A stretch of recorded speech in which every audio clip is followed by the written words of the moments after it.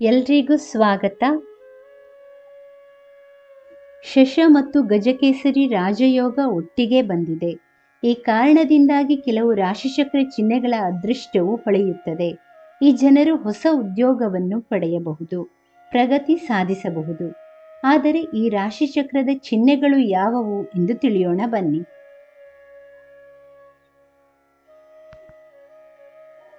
ವೃಷಭ ರಾಶಿ. ಶಶ ಮತ್ತು ಗಜಕೇಸರಿ ರಾಜಯೋಗ ಸಂಯೋಜನೆಯು ನಿಮ್ಮ ಜನರಿಗೆ ಅನುಕೂಲಕರವಾಗಿರುತ್ತದೆ, ಏಕೆಂದರೆ ನಿಮ್ಮ ರಾಶಿಯಿಂದ ಕರ್ಮದ ಮನೆಯಲ್ಲಿ ಶಶರಾಜಯೋಗವು ಗಜಕೇಸರಿ ರಾಜಯೋಗವಾಗಿ ಬದಲಾಗಿದೆ. ಆದ್ದರಿಂದ ಈ ಸಮಯದಲ್ಲಿ ನಿಮ್ಮ ವ್ಯಕ್ತಿತ್ವವು ಸುಧಾರಿಸುತ್ತದೆ. ಅಲ್ಲದೆ ನಿಮ್ಮ ವೃತ್ತಿ ಜೀವನಕ್ಕೆ ಸಂಬಂಧಿಸಿದ ಕೆಲವು ಪ್ರಮುಖ ನಿರ್ಧಾರಗಳನ್ನು ನೀವು ತೆಗೆದುಕೊಳ್ಳಬೇಕಾಗುತ್ತದೆ. ನಿಮ್ಮ ಹಣಕಾಸು ಕೂಡ ತುಂಬಾ ಬಲವಾಗಿರುತ್ತದೆ. ವಿವಾಹಿತರ ವೈವಾಹಿಕ ಜೀವನವು ಈ ಸಮಯದಲ್ಲಿ ಅದ್ಭುತವಾಗಿರುತ್ತದೆ. ಉದ್ಯೋಗಿಗಳು ತಮಗೆ ಬೇಕಾದ ಸ್ಥಳಕ್ಕೆ ವರ್ಗಾವಣೆ ಮಾಡಬಹುದು. ಮಕರ ರಾಶಿ. ಶಶ ಗಜಕೇಸರಿ ರಾಜಯೋಗ ನಿಮಗೆ ಅನುಕೂಲವಾಗಬಹುದು, ಏಕೆಂದರೆ ಈ ಶಶರಾಜಯೋಗವು ನಿಮ್ಮ ರಾಶಿಯಿಂದ ಧನಸ್ಥಾನದಲ್ಲಿ ಆಗಲಿದ್ದರೆ ಗಜಕೇಸರಿ ರಾಜಯೋಗವು ನಿಮ್ಮ ಗೋಚರ ಕುಂಡಲಿಯ 5ನೇ ಮನೆಯಲ್ಲಿ ಆಗುತ್ತಿದೆ.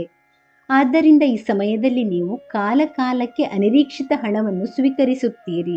ನಿಮ್ಮ ಮಗುವಿನ ಬಗ್ಗೆ ನೀವು ಕೆಲವು ಒಳ್ಳೆಯ ಸುದ್ದಿಗಳನ್ನು ಪಡೆಯಬಹುದು.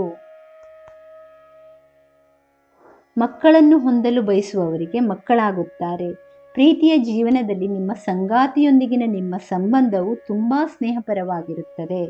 ನಿಮ್ಮ ಸಂಬಂಧ ಗಟ್ಟಿಯಾಗಿರುತ್ತದೆ. ಈ ಸಮಯದಲ್ಲಿ ನೀವು ನಿಮ್ಮ ಯೋಜನೆಗಳನ್ನು ಯಶಸ್ಸನ್ನು ಪಡೆಯುತ್ತೀರಿ. ಕುಂಭರಾಶಿ. ಶಶ ಗಜಕೇಸರಿ ರಾಜಯೋಗ ನಿಮಗೆ ಅನುಕೂಲವಾಗಲಿದೆ, ಏಕೆಂದರೆ ಈ ಶಶರಾಜಯೋಗವು ನಿಮ್ಮ ರಾಶಿಯ ಮೇಲಿನ ಮನೆಯ ಮೇಲೆ ಬರುತ್ತಿದ್ದರೆ ಗಜಕೇಸರಿ ರಾಜಯೋಗವು ನಿಮ್ಮ ಗೋಚರ ಕುಂಡಲಿಯ 5ನೇ ಮನೆಯ ಮೇಲೆ ಬರುತ್ತಿದೆ. ಆದ್ದರಿಂದ ಈ ಸಮಯದಲ್ಲಿ ನೀವು ನಿಮ್ಮ ವ್ಯವಹಾರದಲ್ಲಿ ಉತ್ತಮ ಲಾಭವನ್ನು ಪಡೆಯುತ್ತೀರಿ. ನೀವು ಕೆಲವು ಹೊಸ ಯೋಜನೆಗಳಲ್ಲಿ ಕೆಲಸ ಮಾಡಲು ಯೋಚಿಸಬಹುದು. ಈ ಸಮಯದಲ್ಲಿ ನೀವು ಭೌತಿಕ ಆನಂದವನ್ನು ಪಡೆಯುತ್ತೀರಿ. ನೀವು ವಾಹನ ಅಥವಾ ಆಸ್ತಿಯನ್ನು ಸಹ ಖರೀದಿಸಬಹುದು. ನಿಮ್ಮ ಆರ್ಥಿಕ ಸ್ಥಿತಿ ಬಲವಾಗಿರುತ್ತದೆ. ನೀವು ಹೊಸ ಆದಾಯದ ಮೂಲಗಳನ್ನು ಹೊಂದುತ್ತೀರಿ.